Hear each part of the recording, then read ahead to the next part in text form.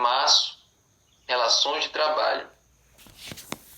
Então, quando a gente vai lá para Colossenses 3, 22 ou 25, a gente vê conselhos de Paulo com relação às relações trabalhísticas, relação de senhor e servo, ou senhor e escravo.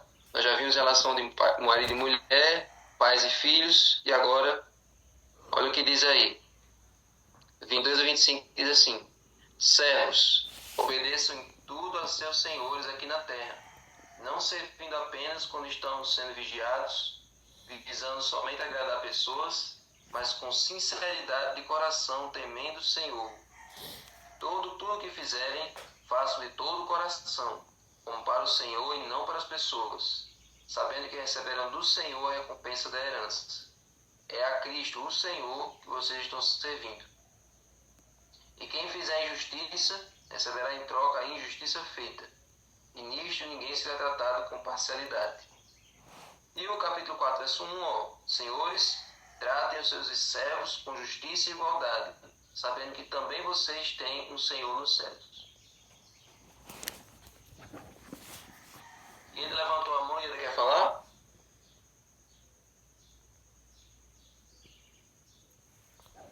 Não. Não, irmão Davi, era porque eu estava querendo ligar a câmera para botar a cara para ver o irmão Manuel, mas parece que ele hoje não está. Ouviu? Entendi. Então, gente, as pessoas hoje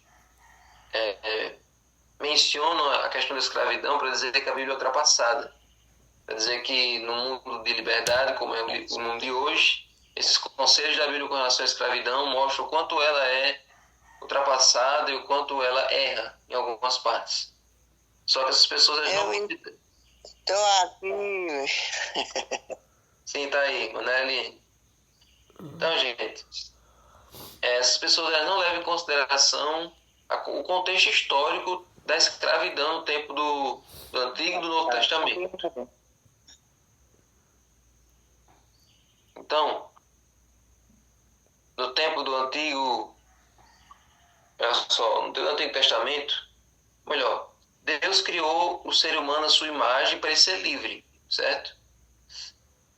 Só que no contexto da antiguidade, havia essa prática da escravidão. Até 200 anos atrás tinha isso.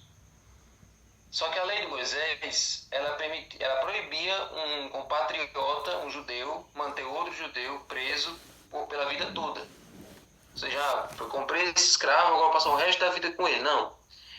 Ele tinha 6 anos, 6 anos era o período que esse escravo ficava com ele, e no sétimo ele era libertado. Esses 6 anos era para ele pagar alguma dívida financeira que ele tivesse. Mas no 7º ano ele tinha que ser libertado. E a escravidão entre o povo de Israel, esse serviço escravo, não era como a escravidão do Egito. Tanto é que várias vezes, quando Deus dá essa orientação, ele diz: lembrem-se, vocês foram escravos no Egito. Ou seja, não é para vocês fazerem pior do que os egípcios fizeram com vocês. Vocês têm que ser diferentes, vocês têm que aprender, vocês têm que tratar seus escravos com todo carinho, todo cuidado. Vocês não podem fazer o que os egípcios faziam com vocês. Então a escravidão entre os israelitas, esse regime de subserviência de senhor e servo, não era com tortura, não era desse jeito que a gente imagina. Então a escravidão mencionada na Bíblia, embora repugnante para a nossa visão moderna, não se assemelha às práticas cruéis da escravidão no mundo ocidental, que foram crimes contra a humanidade. Então, quando a gente fala de escravidão, a gente pensa logo nos navios negreiros, a gente pensa logo nas fazendas de cana-de-açúcar, onde os negros eram torturados nas senzalas, né? Onde eles eram açoitados, as costas ficavam em carne viva. Não pense desse jeito. A escravidão no tempo da Bíblia não era assim, pelo menos entre o povo de Deus não era. Mas a escravidão da Babilônia, da Síria, do Egito era. Ali sim, porque eles não tinham temor de Deus. Mas as relações de senhor e escravo entre o povo de Israel não eram para ser relações abusivas, certo?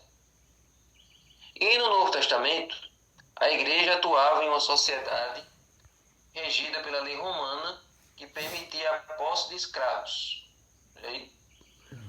Porém, ao contrário das formas modernas de escravidão, a lei romana concedia aos escravos direitos e oportunidades consideráveis. E tentar derrubar essa prática poderia constituir uma ameaça ao avanço do Evangelho. Então, você percebe que nessas orientações aqui, gente, nessas orientações aqui que Paulo dá, ele não diz: escravos, quando tiver oportunidade, fuja. Quando tiver oportunidade, mate o seu senhor e fique livre. Não era isso. Você pode até imaginar que era até duro essa afirmação de Paulo, esses conselhos de Paulo para escravos, né, para servos. Obedeçam em tudo ao seu senhor, como se fosse obedecendo a Deus e não aos homens. Façam tudo de todo o coração. Você pode imaginar que os servos ouviram isso aqui e ficaram: como é que pode? Ele está mandando a gente continuar sendo escravo, continuar sendo servo. Então, a gente precisa entender que no tempo do Império Romano, os senhores que tinham escravos, eles eram bem tratados, eles se alimentavam, eles tinham ali uma vida consideravelmente boa. Então, às vezes, se eles deixassem de ser escravo ali, onde é que ele ia viver? Como é que ele ia sobreviver? Em um mundo onde tudo, de vez em quando tinha uma praga, de vez em quando tinha uma peste, a higiene não era boa, a comida não era de boa qualidade. Então, era melhor você continuar sendo escravo e ter o que comer do que ser livre e não ter onde viver. Então, por isso que Paulo dá essa orientação para não causar um tumulto, um escândalo, uma polêmica desnecessária. Ele ordena que os escravos e servos de cristãos continuem ali sendo servos, mas com todo o temor a Deus. Que eles servissem a seus senhores, mas com essa visão de que estão fazendo diretamente para Deus. Então, olha só, a primeira obrigação do escravo era para com Deus. E seus senhores eram instruídos a tratá-los de forma justa. E é por isso que a Bíblia tem um livro especialmente sobre isso, que é o livro de Filemão. O livro de Filemão ele não tem capítulo, ele é só...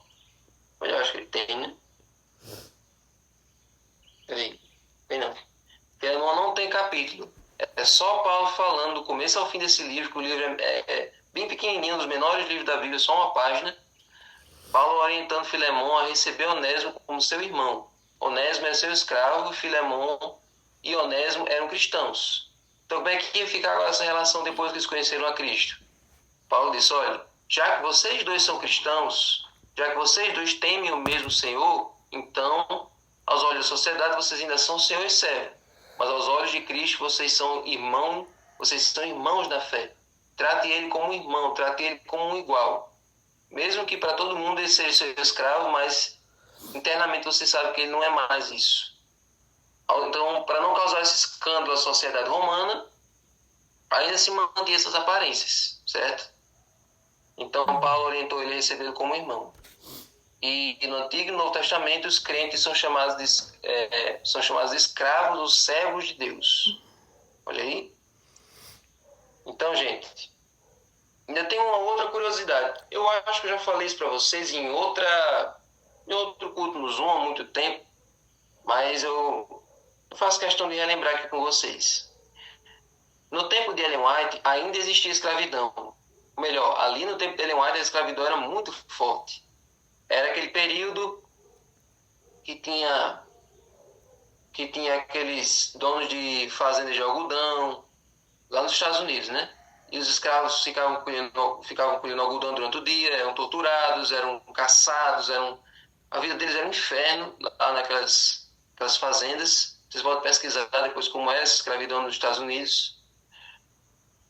Que desse legado da escravidão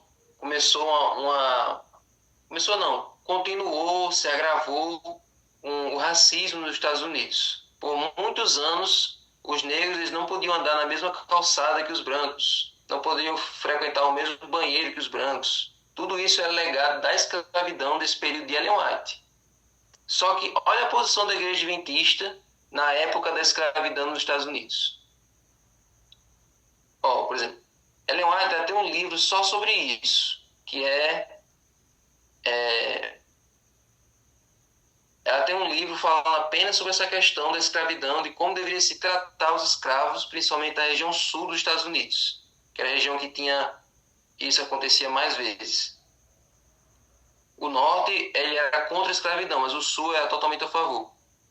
Então, no livro Testemunhos para a Igreja, volume 1, ele vai descrever o seguinte, será dever do povo de Deus retirar publicamente a sua simpatia e companheirismo do irmão que defendia a escravatura para poupar a impressão duvidosa com respeito a nós, como um povo. Então, era para ter ali essa rejeição ao irmão que defendesse a escravatura. Um adventista, ele era removido da igreja, isso era motivo de remoção da igreja quando isso acontecia. E uma outra curiosidade, gente, é que, estou vendo aqui uma curiosidade aqui.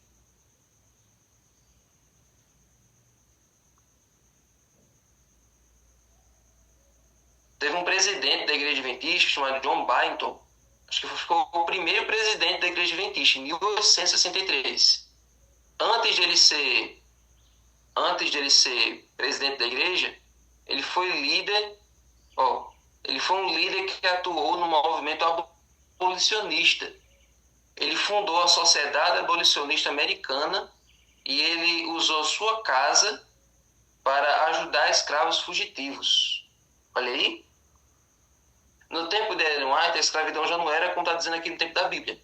Não tinha como ter essa relação saudável, tranquila. No tempo de Ellen White, a barra era muito mais pesada. Então, esse presidente da igreja adventista, ele fundou essa sociedade abolicionista nos Estados Unidos para ajudar os escravos fugitivos. Então, olha para você ver o quanto a posição da obra de Deus, o quanto a obra de Deus se posiciona do jeito certo em todas as épocas. Ok? Então, gente, trazendo para os dias de hoje. Hoje nós não vivemos mais numa sociedade de escravatura. Hoje nós não temos mais nós não vivemos mais numa cultura assim, mas ainda sabemos que tem lugares que existe isso. Existe aquele trabalho análogo à escravidão. Existe aquela relação de patrão e empregado que beira a uma escravidão, que relembra o tempo da senzala.